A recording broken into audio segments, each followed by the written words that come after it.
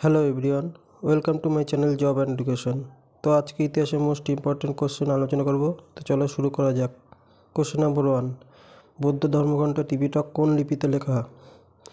উত্তর হবে পালি ভাষায় লেখা, অপশান 2।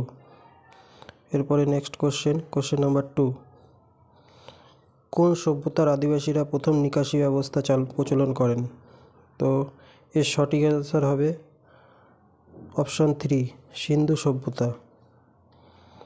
এরপরে নেক্সট কোশ্চেন নাম্বার 3, অষ্টাঙ্গিক মার্গ কোন ধর্মের সঙ্গে সম্পর্কিত? বৌদ্ধ, হিন্দু, ইসলাম না জৈন? তো এর সঠিক আনসার হবে বৌদ্ধ ধর্ম। এটা যেটা বিবিআই কোশ্চেন, এটা তোমাদের পরীক্ষা আসার মতন। এরপরে নেক্সট কোশ্চেন নাম্বার 4, মেঘনাদবধ কাব্য কে রচনা করেছিলেন? রবীন্দ্রনাথ ঠাকুর না মাইকেল মধুসূদন দত্ত, জয় গোস্বামী না কবি জয়সূর্য? তো এর সঠিক answer option 2, Michael Madhusudan Dutta. Question number 5, পল্লব বংশের শ্রেষ্ঠ সম্রাট কে ছিলেন? তো এর সঠিক উত্তর হবে 2, নরসিংহবর্মন। কোশ্চেন নাম্বার 6, সংহিতা, আরণ্যক, মহাভারত ও উপনিষদের মধ্যে কোনটি বেদের অংশ নয়? তো এর সঠিক উত্তর হবে অপশান 2, মহাভারত। এরপরে নেক্সট কোশ্চেন নাম্বার 7, ভারতের নেপোলিয়ান কাকে বলা হতো? এটাও খুব গুরুত্বপূর্ণ কোশ্চেন। তো এর সঠিক অ্যান্সার হবে অপশান 1, সমুদ্রগুপ্তকে। এটা পরীক্ষায় আসতে পারে, এটা তোমরা পড়ে যাও। এরপরে নেক্সট কোশ্চেন নাম্বার 8, অজন্তা গুহচিত্রগুলি কোন সময়কার? এখানে যে প্রশ্নগুলো আছে সবকটাই ইম্পর্টেন্ট। তো এর উত্তর হবে অপশান 1, গুপ্ত বংশ। এরপরে নেক্সট কোশ্চেন নাম্বার 9, মহান আলেকজান্ডার এশিয়া বিজয় করে ভারতে প্রবেশ করেন কত খ্রিস্টাব্দে? তো তিনি 326 খ্রিস্টপূর্বাব্দে এসেছিলেন এখানে। তো এই অনুযায়ী এখানের অপশান হচ্ছে অপশান 2, 336 থেকে 323 খ্রিস্টাব্দের মধ্যে। তো কোশ্চেন নাম্বার 10, আলেকজান্ডারের আক্রমণের সময় নিচের কোন রাজবংশ উত্তর ভারত শাসন করেছিল?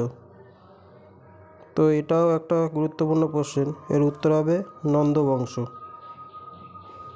কোশ্চেন নাম্বার 11, সিন্ধু সভ্যতায় উল্লেখযোগ্য বন্দর কোনটি ছিল? এটা আমরা অনেকেই জানা কোশ্চেন, খুব ইম্পর্টেন্ট কোশ্চেন। লোথাল, যেটা গুজরাটে অবস্থিত।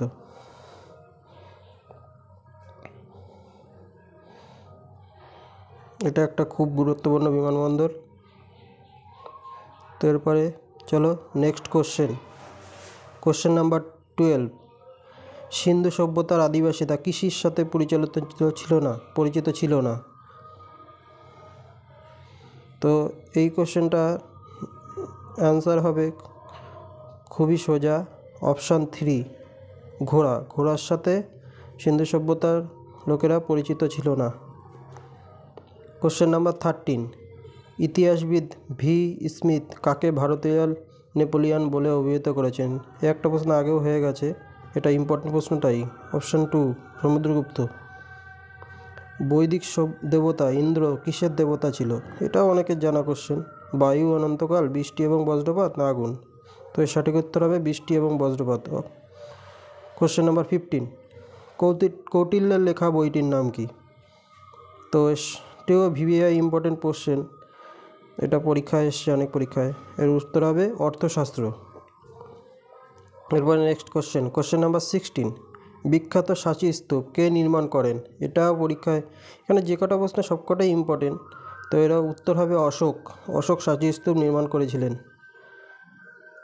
কোশ্চেন 17, কারা ভারতে প্রথম স্বর্ণমুদ্রা প্রচলন করেন? তো এর উত্তর হবে অপশান 4, ইন্দো গ্রিকরা প্রথম ভারতে স্বর্ণমুদ্রা প্রচলন করেছিলেন। কোশ্চেন নাম্বার 18, সিন্ধু সভ্যতায় নিম্নের কোন ধাতুর ব্যবহার ছিল না? এটাও একটা ইম্পর্টেন্ট কোশ্চেন। তো সঠিক উত্তর হবে অপশান 4, লোহার ব্যবহার তারা জানতো না। কোশ্চেন নাম্বার 19, গৌতম বুদ্ধ কোথায় জন্মগ্রহণ করেছিলেন? তো এর মধ্যে সঠিক উত্তর হবে অপশান 4, লুম্বিনীতে। কোশ্চেন নাম্বার 20 এবং লাস্ট কোশ্চেন, দ্য রিপাবলিক কে লিখেছিলেন? তো এর সঠিক উত্তর হবে অপশান 1 প্লেটো। প্লেটো রিপাবলিক গ্রন্থটি লিখেছিলেন। তো এই ছিল আজকে 20টি কোশ্চেন।